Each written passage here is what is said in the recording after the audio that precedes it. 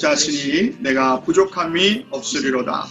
그가 나를 푸른 초장에 누이시며 쉴만한 물가로 인도하시는 도다. 내 영혼을 소생시키시고 자기의 이름을 위하여 의의 길로 인도하시는 도다.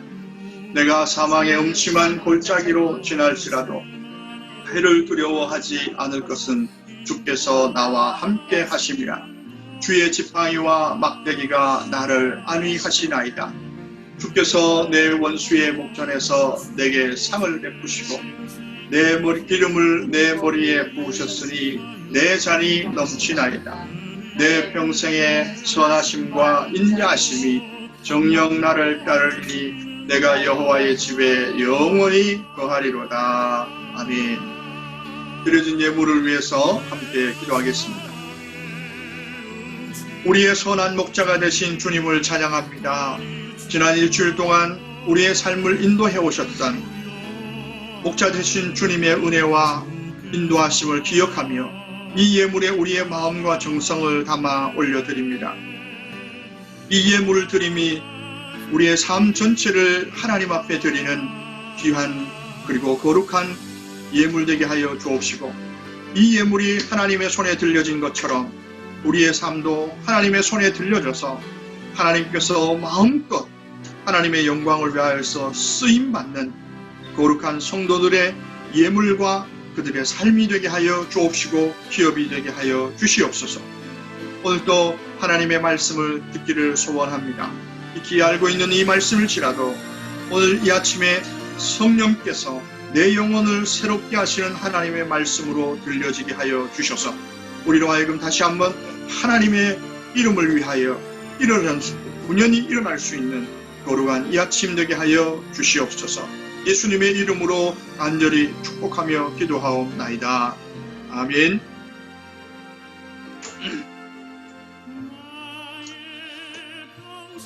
반갑습니다. 오랜 시간 계속해서 이렇게 영상으로만 만나 뵙게 돼서 아쉽지만 또 하나님께서 은혜 베푸셔서 멜번 지역이 코로나 확진자 숫자가 확 떨어지고 있습니다. 아마 조만간에 또 다른 또 발표가 있을 것을 기대하면서 아쉽지만 오늘도 영상 예배로 하나님 앞에 나아가게 되었고 또 말씀을 전하게 되었습니다. 이 시간은 성령께서 우리 모두에게 여러분 가정가정에 임하시고 풍성하게 역사하셔서 말씀을 통하여서 예배를 통하여서 새롭게 되어지는 이 한 시간이 됐으면 좋겠습니다. 지난 한 주간 동안 아마 여러분 가운데 아마 시편 23편을 묵상하시고 하나님의 소생의 은혜를 사모하셨다면 반드시 하나님께서 이런저런 모양으로 여러분의 영혼을 다시 한번 새롭게 하셨던 경험들을 누리게 되신 줄로 믿습니다. 정말 우리가 신앙생활을 하면서 하나님이 나를 새롭게 하지 아니하시면 불가능하는구나. 오직 하나님만이 나를 소생케 하시는구나. 이것을 경험할 수 있고 또 고백할 수 있다면 우리는 모든 삶의 정황 속에서 새롭게 도전할 수 있는 힘을 얻게 됩니다. 특별히 우리의 영혼이 날마다 하나님께서 새롭게 하시는 은혜가 있을 때에만 우리는 온전히 믿음의 길을 걸어갈 수가 있습니다. 성경은 창세기를 시작하면서 매우 중요한 사실을 우리에게 알려줍니다. 바로 에덴 동산에 있었던 아담과 하와의 이야기입니다. 에덴 동산은 참으로 하나님의 축복이 온전하게 정말 충만한 곳이었습니다. 그 하나님의 축복의 충만함 속에 살았음에도 불구하고 놀랍게도 아담과 하와는 하나님을 대적하는 끔찍한 범죄를 짓고 말았습니다. 이것은 오늘 우리가 늘 하나님 앞에서 우리 자신의 실체, 본래의 모습을 기억하도록 하시기 위함입니다. 우리는 돈과 명예와 또 건강과 어떤 권세가 우리를 행복하게 하고 건강한 신앙생활을 이루어가는 중요한 요소, 조건이라고 생각합니다. 그리고 이런 것들이 풍성하게 누리는 것이 진정한 신앙생활이다라고 오해합니다. 물론 때로 이런 것들이 우리에게 하나님으로부터 공급될 때가 있습니다. 그러나 이것이 신앙생활의 궁극적인 목표는 절대로 아닙니다.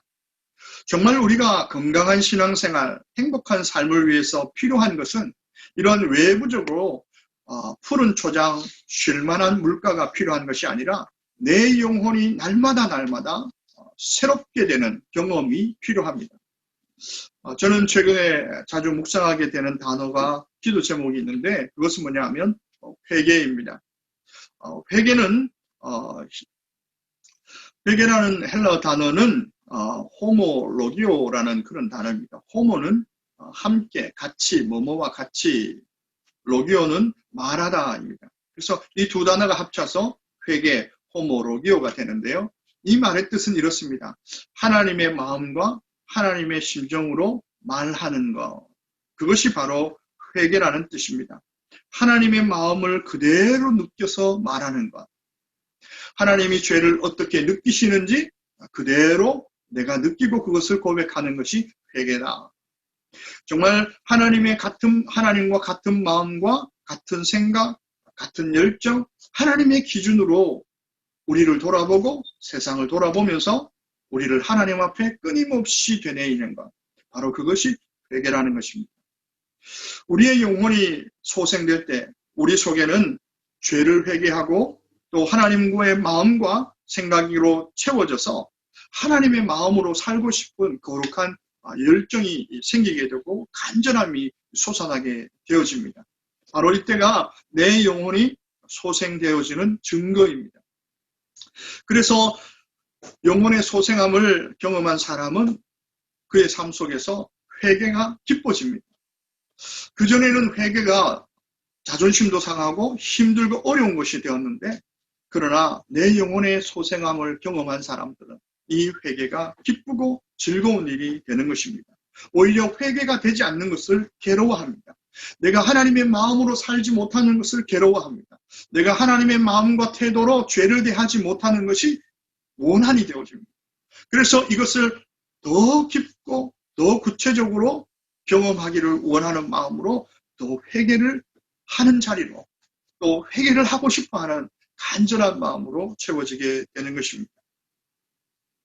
우리는 이렇게 날마다 주님의 손 안에서 새로워져야 합니다. 회개가 더욱더 기쁨과 즐거움이 되어지는 데까지 우리는 자라가야 합니다. 그렇다면 이제 지난주에 이어서 하나님은 왜 우리의 영혼을 이렇도록 소생시키시기를 기뻐하시는가? 왜 하나님은 날마다 우리를 이렇게 우리의 영혼을 새롭게 하시는가 하는 것입니다. 회개를 통해서 하나님과의 관계를 고치시고 우리의 망가진 신앙의 자세를 다시 회복하시는 이유가 뭘까? 하나님께서 우리에게 행하시는 것은 늘 그 행하심 자체로 끝나는 것이 아니라 하나님은 늘 우리에게 큰 윗그림을 가지고 더 큰 목표와 목적을 가지시고 우리에게 역사하시는 경우가 태반입니다. 그래서 오늘 함께 살펴볼 시편 23편 3절의 말씀의 후반부는 왜 하나님께서 우리의 영혼을 이렇게 날마다 새롭게 하시는가 그 이유를 설명하고 있습니다. 오늘 다윗은 이렇게 고백합니다. 자기 이름을 위하여 의의 길로 인도하시는도다. 바로 하나님의 이름을 위하여서 우리를 새롭게 하신다는 것입니다. 하나님의 백성은 우리 자신의 그 사람의 자신의 이름의 명예와 또 그 영광을 위해서 사는 것이 아니라 하나님의 이름을 위하여 살도록 부르심을 받은 사람들입니다. 하나님의 이름을 위해 산다는 것은 바로 하나님의 영광, 하나님 그분을 위해서 사는 것입니다. 오늘날 우리가 잃어버린 신앙의 가장 큰 손실이 있다면 하나님을 두려워할 줄 모른다는 것입니다. 하나님에 대한 경외감을 잃어버린 기독교는 사실 의미가 없습니다. 존재하지 않습니다. 오늘날 우리는 하나님을 만났다는 사람들을 많이 보게 됩니다. 또 그 중에는 하나님의 음성을 듣기도 하고 하나님을 인격적으로 만났다고 하는 사람들도 있습니다. 그러나 우리가 그 하나님을 만날 때 반드시 경험하게 되는 것이 있는데 바로 하나님과 우리는 정말 함부로 어찌할 수 없는 큰 격차, 어떤 질적인 차이가 있다는 사실입니다. 이것을 경험하게 됩니다. 제 경험을 한번 말씀드리면 중학교 때 저희 친구 중에 역도를 하던 친구가 전국처전에 나가가지고요 은메달을 딴 적이 있습니다. 그랬을 때 그때 그 대통령이 이제 전두환 대통령이었는데요. 그래 소년 그 전국처전에서 메달을 딴 사람들을 청와대로 초청해서 만찬을 베푸는데 이 친구가 초대가 됐습니다. 안동이니까 뭐 그 전날 출발했죠.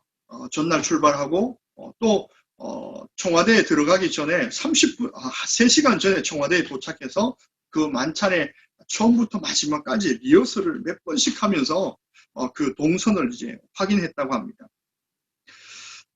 그런데 이 친구가 청와대를 갔다 와가지고요, 침을 튀기면서 친구들에게 강조한 것이 있었습니다. 그것은 뭐냐면, 너희들 앞으로 대통령을 만나면, 대통령이 악수를 청하면, 너희가 먼저 손을 내밀면 안 되고, 대통령이 손을 잡으면 힘을 줘서는 안 된다.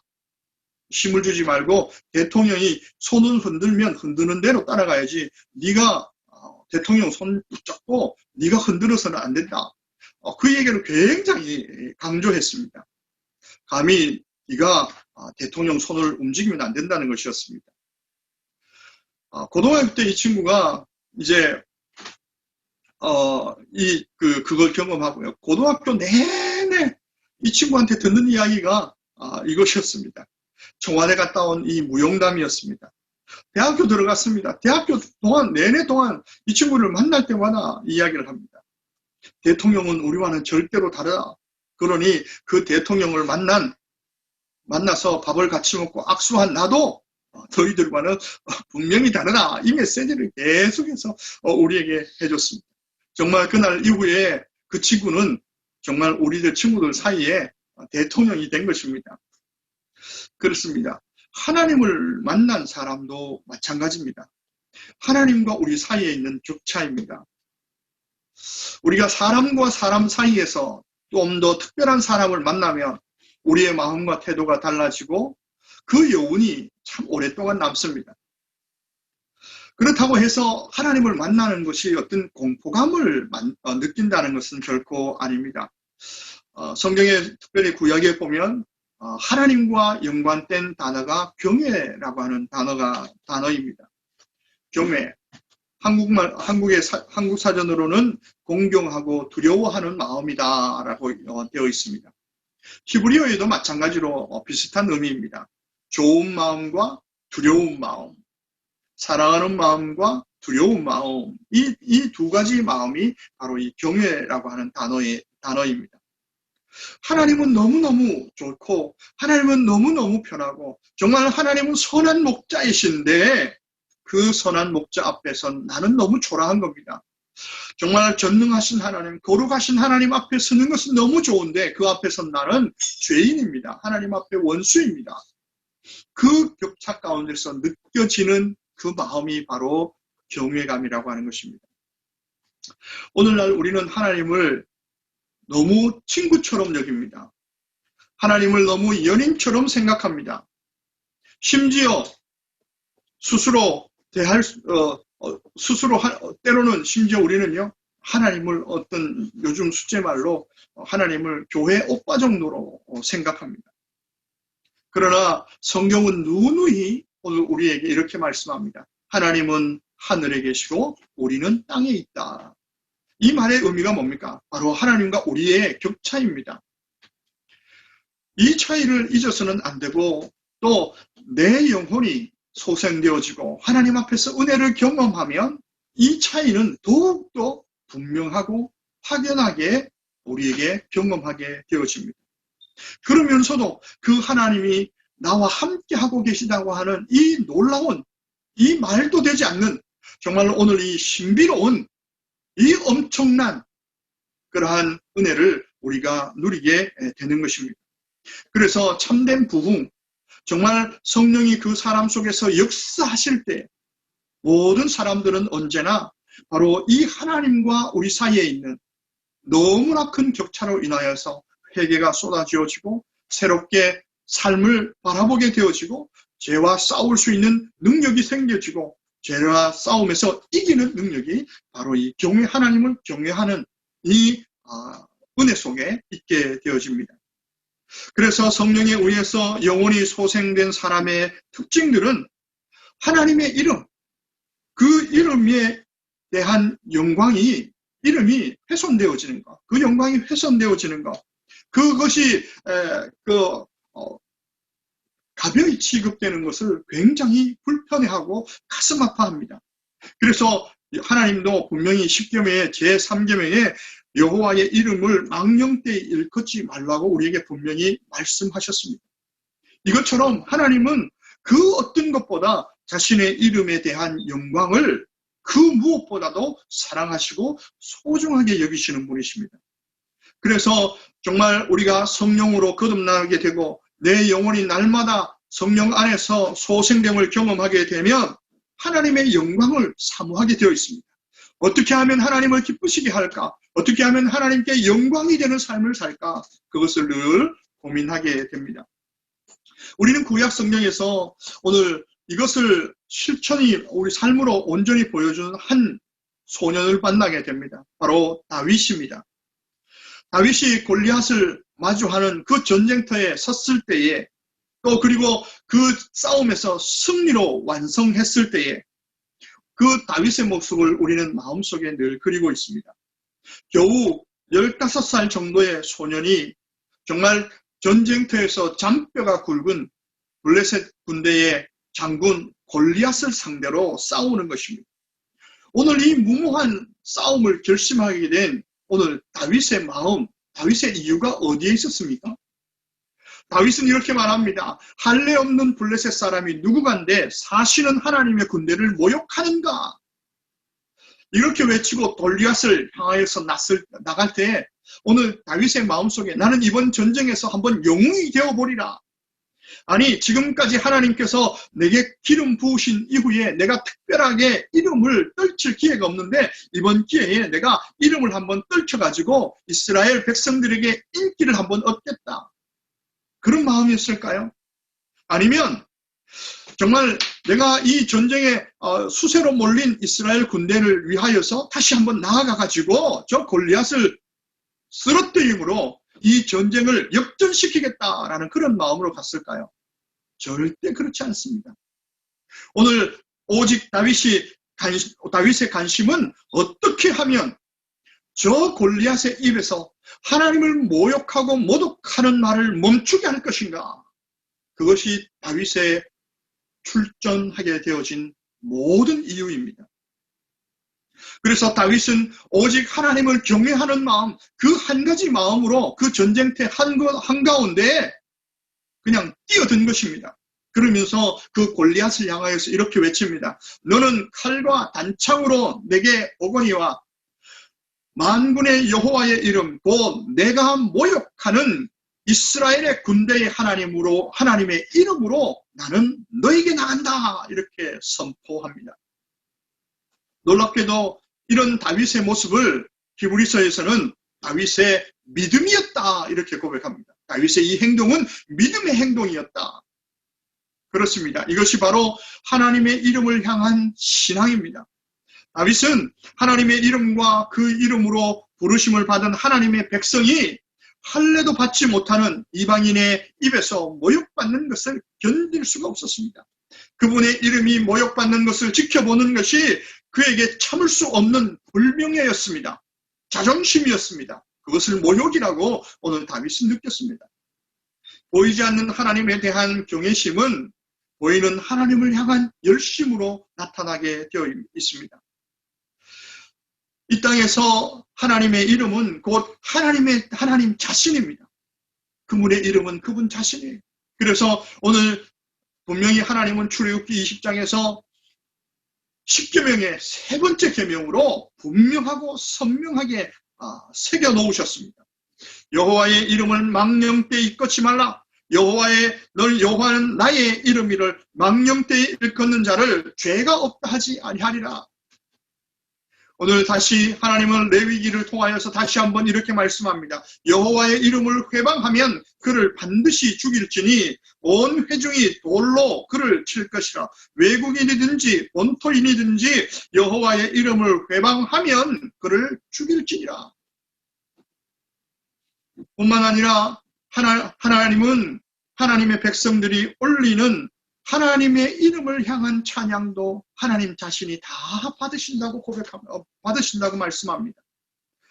뿐만 아니라 하나님의 백성은 그분의 이름을 영광스럽게 하고 또 그분의 이름을 찬양할 뿐만 아니라 그분의 이름을 붙잡고 삶의 모든 어려움 속에서도 승리를 경험하게 된다는 것입니다. 고난과 시련이 달려와도 하나님의 이름을 생각하면서 하나님의 이름으로부터 공급되는 능력을 가지고 싸우며 이긴다는 것입니다. 또 그들은 극한 고통 중에서도 하나님의 이름을 생각하면서 하나님의 새 힘을 날마다 공급받는다는 것입니다. 이처럼 하나님의 백성들은, 하나님의 사람들은 하나님의 이름으로 인하여서 구원을 받고 그 이름에 힘입어 살고 또 그 이름이 높아지기를 갈망하면서 그 이름을 높일 수 있다면, 그 이름의 영광이 된다면 죽음으로 부르심을 받았다는 그러한 기쁨과 또 명예를 가지고 이 땅을 살아간다는 것입니다. 그들이 험하고 죄악과 슬픔이 많은 이 세상에서 믿음을 포기하지 않고 절망하지 않고 살아가는 이유는 단 한 가지입니다. 이것을 뚫고, 아니 이곳에서 하나님의 이름을 어떻게 영화롭게 할 것인가. 그것이 그들의 목표이고 그것이 우리의 가장 중요한 목적이기 때문에 그 시간을 견뎌내는 것입니다. 오늘날 기독교를 개독교라고 부르는 것에 점점 교회와 성도들이 익숙해져 가고 있는 것 같습니다. 심지어 세상 사람들이 교회를 더 걱정한다는 것을 공공연히 말하는 그런 악한 세대를 우리가 살아가고 있습니다. 그런데 이 말을 듣고도 교회가 슬퍼하지 않습니다.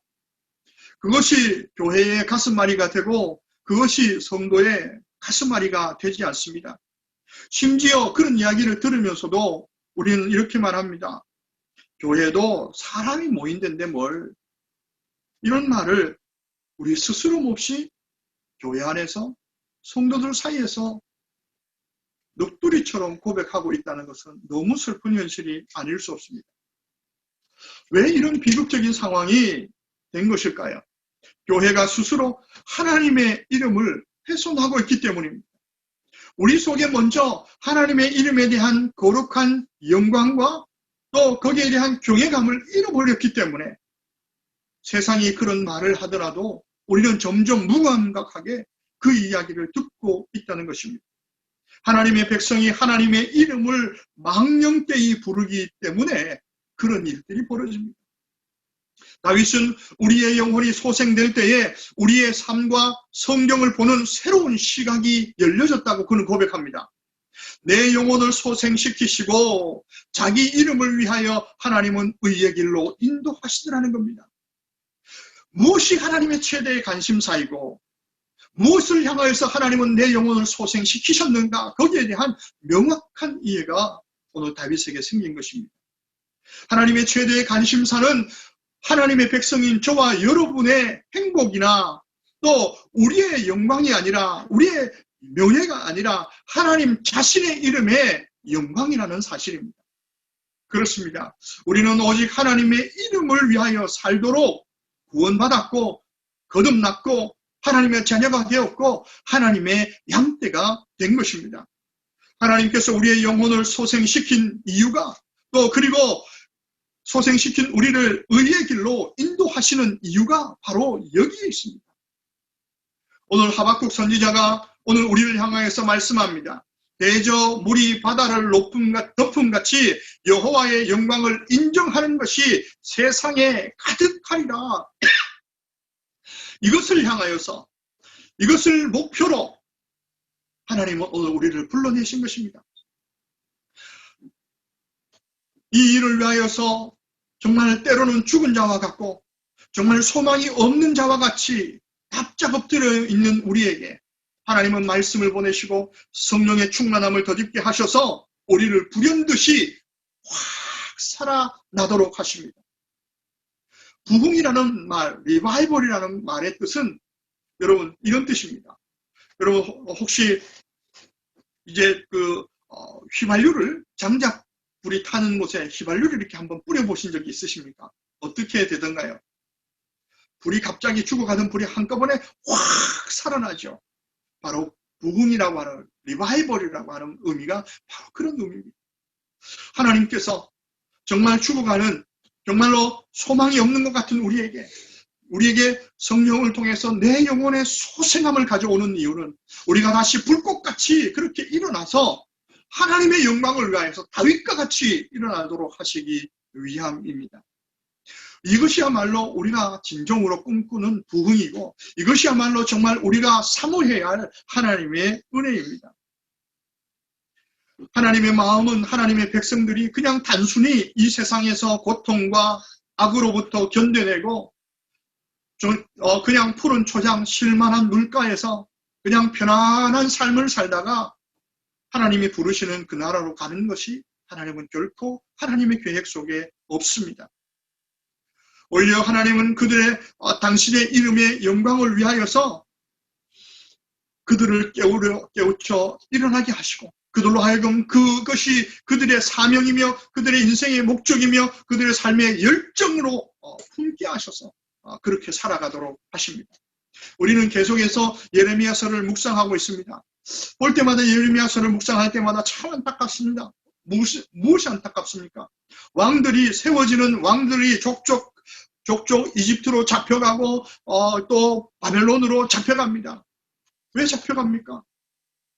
또 그들 손으로 유다 백성의 손에 의해서 왕이 세워지지 않습니다. 주변에 있는 강대국들에 의해서 강대국들의 입맛에 따라서 왕들이 세워집니다. 이런 과정에서 이스라엘 백성들의 경전은 파탄이 되어집니다. 백성들은 뿔뿔이 흩어집니다. 정말 전쟁과 약탈이 계속해서 반복되기만 합니다. 이런 비극의 원인이 어디 있습니까? 오늘 예레미야는 33장 9절에서 이 모든 원인을 이렇게 설명합니다. 오늘 우리 다 같이 한번 예레미야 33장 9절 말씀 우리 함께 같이 읽습니다. 이 성읍이 세계 열방 앞에서 나의 기쁜 이름이 될 것이며 찬송과 영광이 될 것이요 그들은 내가 이 백성에게 베푼 모든 복을 들을 것이요 내가 이 성읍에 베푼 모든 복과 모든 평안으로 말미암아 두려워하며 떨리라. 이것이 바로 하나님께서 이스라엘 백성을 향한 마음이십니다.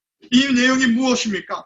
하나님은 유다 백성을 통하여서 하나님의 이름의 영광이 온 세상에 드러나는 그것을 꿈꾸며 이스라엘 백성들을 불러내시고 그들을 지금도 회개할 수 있는 기회를 주고 계심에도 불구하고 이스라엘 백성들은 이 하나님의 목적과 하나님의 인도의 이유를 잃어버렸습니다. 그래서 그들은 힘들고 어려울 때 하나님께로 달려나가야 하는 그 순간에 그들은 하나님께로 나아가지 않습니다. 바벨론으로 달려갑니다. 이집트로 달려가서 그들에게 도움을 요청합니다. 이것은 어떤 의미입니까? 우리가 살아가는 이유, 이것은 바벨론의 힘이다, 이집트의 힘이다, 이것을 드러내는 것 아닙니까? 그러나 하나님은 그들이 하나님께로 달려와서 우리가 사는 이유, 우리가 이 시대를 넘겨가는 이유는 오직 하나님께서 공급하시고 하나님께서 채우심으로 하나님의 이름이 그들의 궁핍화, 그들의 그 절박함을 뛰어넘어 역사하신다고 하는 것을 보여주시기를 원하셨다는 것입니다. 사랑하는 성도 여러분, 우리는 우리의 영혼을 소생시키시고 하나님의 영광을 위하여서 살아가도록 지음받았고 구원받았고 거듭남을 받았습니다. 그래서 성령을 통해서 우리를 의의 길, 곧 하나님의 말씀을 따라 사는 길로 끊임없이 인도해 나가시는 선하신 목자 되신 주님을 잊어서는 안 됩니다. 세상 사람들이 하나님이 살아계시고 지금도 역사의 주관자라는 사실을 어떻게 알아볼 수 있을까요? 다른 길은 없습니다. 하나님의 말씀을 따라서 사는 성도의 삶, 우리가 하나님의 말씀을 순종할 때 그 말씀을 순종한 우리를 통하여서 하나님의 영광은 드러나게 되어 있습니다.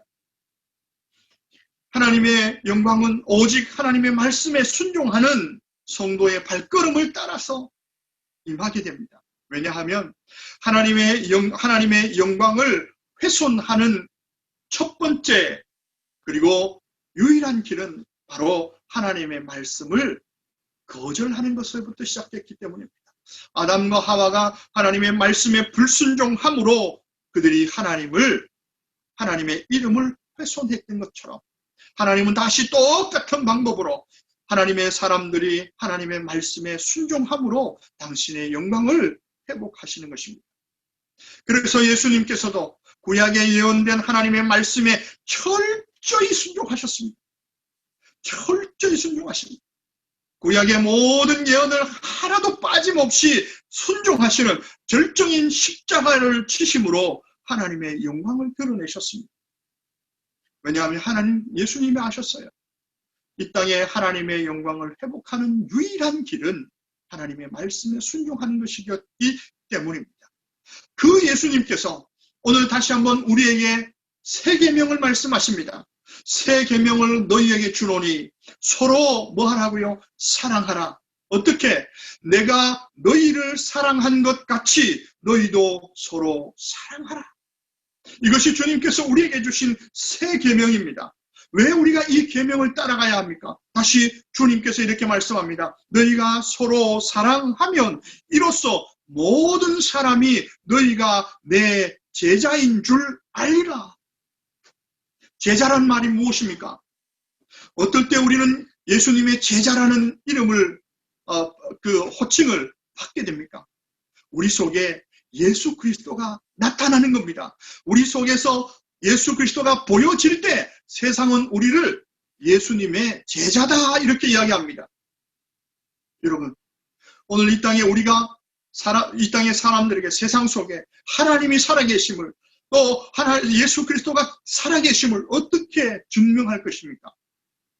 세상 사람들이 보고 여기 하나님의 사람들이 있다. 여기 하나님이 계신다고 한성치며 집중하게 될 때는 바로 하나님의 말씀에 순종할 때입니다. 그리고 그 하나님의 모든 말씀을 집약해 놓은 것이 바로 이웃을 사랑하는 새 계명입니다. 우리가 몸과 마음을 다하여 하나님을 사랑하는 것처럼 이웃을 그렇게 사랑하는 것입니다. 기적이 일어나는 현장, 이적이 일어나는 현장, 사람들이 까무러칠 만한 어떠한 미라클이 일어나는 그곳에 세상 사람들은 하나님을 보질 않습니다. 세상에서 하나님의 영광이 선명하게 드러나는 때는 하나님의 백성이 서로 사랑할 때입니다. 그것도 그냥 사랑하는 정도가 아니라 어떻게 저런 사람까지 살 수 있을까? 어떻게 그들은 저런 사람까지도 품게 되어지는가? 도대체 세상 사람들이 이해할 수 없는 사랑의 삶을 살아갈 때에 그곳에서 예수를 발견하게 됩니다. 그곳에서 하나님을 발견하게 되는 것입니다. 하나님의 사람이 어떻게 이런 사람이 사랑할 수 있을까? 이것이 어떻게 가능하겠습니까? 우리가 그 사랑을 경험해 봤기 때문입니다. 예수님은 분명히 이렇게 말씀합니다. 내가 너희를 사랑한 것 같이 너희가 그 사랑을 경험해 보았기 때문에 그것이 가능하다는 것입니다.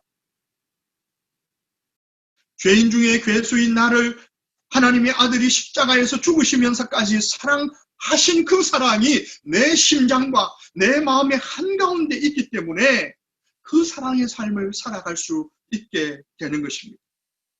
만약에 그 사랑이 내 심장 가운데 없다면 결코 우리는 그 사랑을 살아갈 수 없을 것입니다. 이것이 가능한 이유는 다른 데 있지 않습니다. 우리의 영혼이 하나님에 의해서 그 사랑을 깨달았기 때문입니다. 내 영혼이 그 사랑을 깨달음으로 새롭게 살아났기 때문입니다. 내 영혼을 소생시키시는 하나님은 내가 주님으로부터 받은 그 사랑을 더욱더 풍성하게 깨달아서 주님처럼 도저히 사랑할 수 없는 그 사랑을 품을 수 있는 사람으로 만들어 가십니다. 지금 하나님은 우리가 그리스도가 예수님의 손과 발이 되어서 코로나 가운데 하나님이 드러나시기를 원하고 계십니다.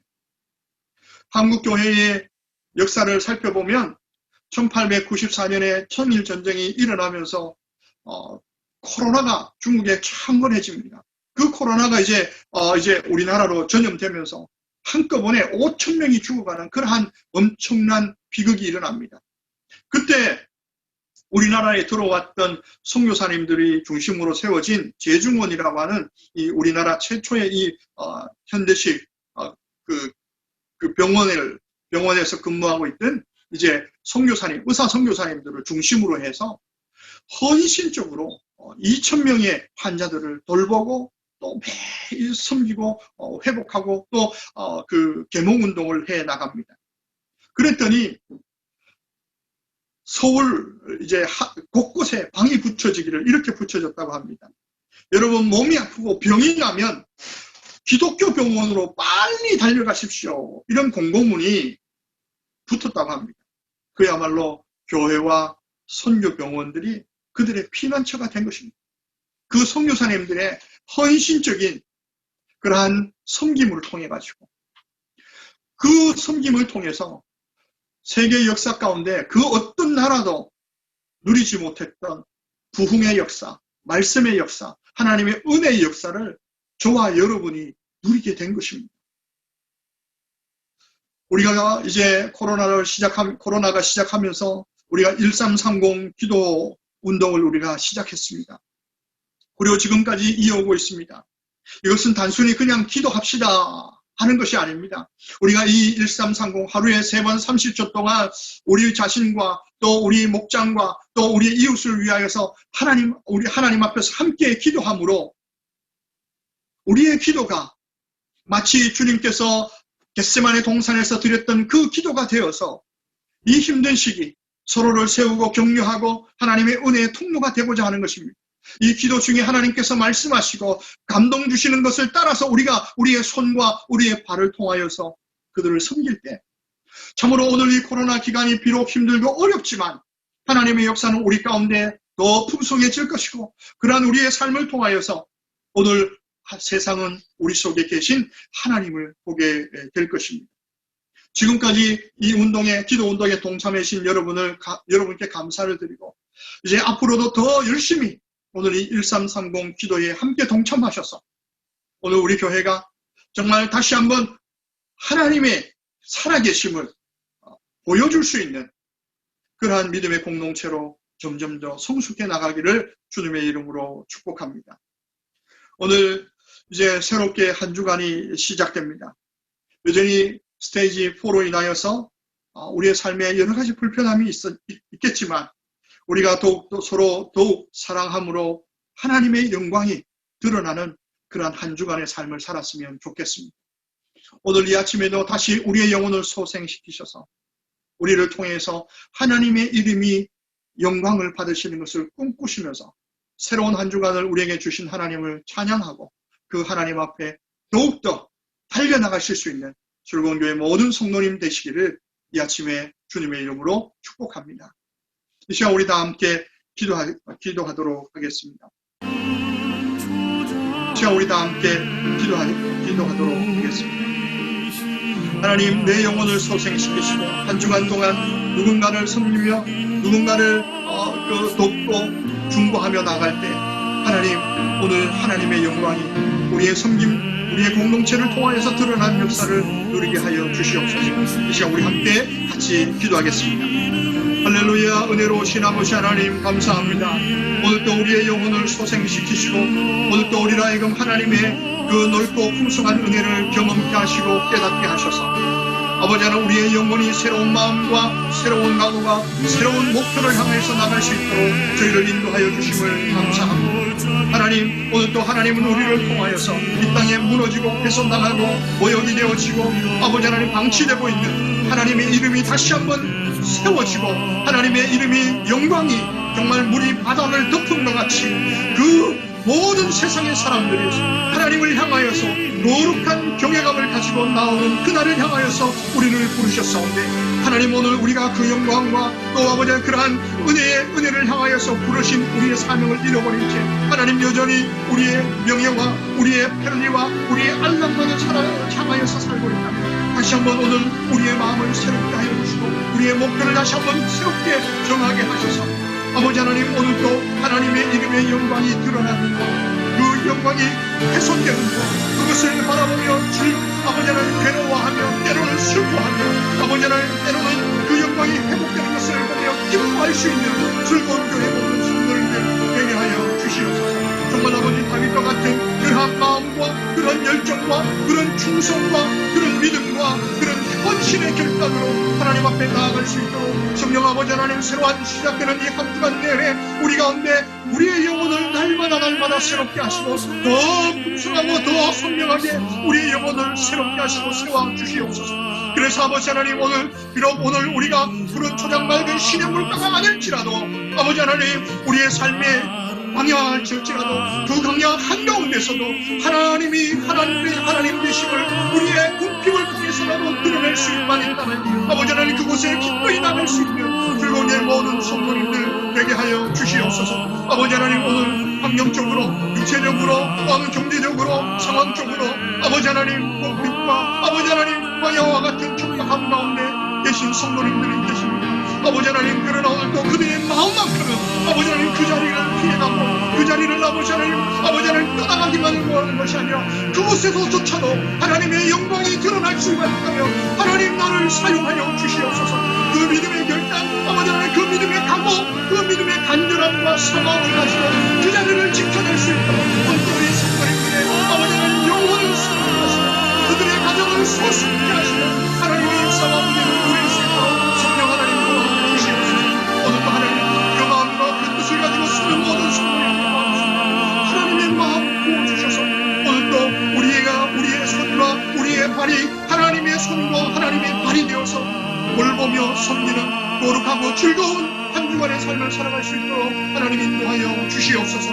우리 가운데 역사하시고 충만케 하신 하나님을 기대합니다.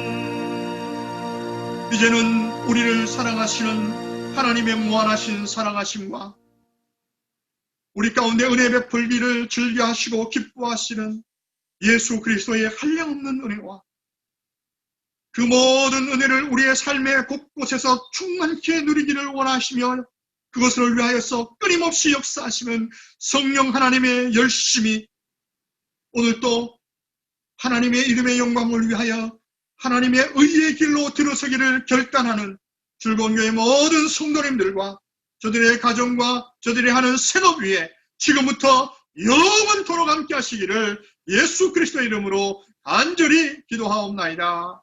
아멘.